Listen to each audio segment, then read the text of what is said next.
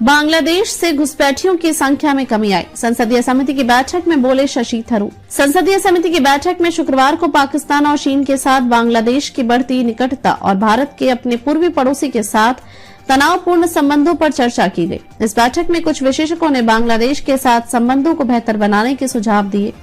विदेश मामलों की स्थायी समिति के अध्यक्ष शशि थरूर ने कहा कि पूर्व विदेश सचिव शिवशंकर मेनन, लेफ्टिनेंट जनरल सैयद अता हसनैन, बांग्लादेश में भारत की पूर्व उच्चायुक्त रीवा गांगुली दास और जाने माने शिक्षाविद अमिताभ मट्टू विशेषज्ञ के रूप में उपस्थित हुए। उन्होंने हमें बहुत अच्छे सुझाव दिए। बांग्लादेश से घुसपैठ के बारे में पूछे गए एक सवाल के जवाब में थरूर ने कहा कि समिति के सामने जो आंकड़ा आया है उससे पता चलता है कि घुसपैठियों की संख्या में कमी आई है।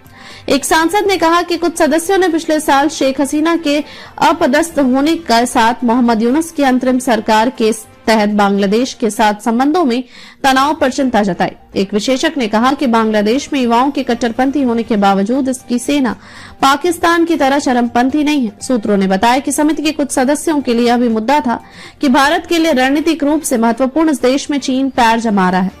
इसके अलावा पाकिस्तान भी बांग्लादेश के साथ अपने संबंधों को मजबूत करने का प्रयास कर रहा है। एक सांसद ने कहा कि कुछ सदस्यों ने पिछले साल शेख हसीना के अपदस्थ होने के बाद मोहम्मद यूनुस की अंतरिम सरकार के तहत बांग्लादेश के साथ संबंधों में तनाव पर चिंता जताई।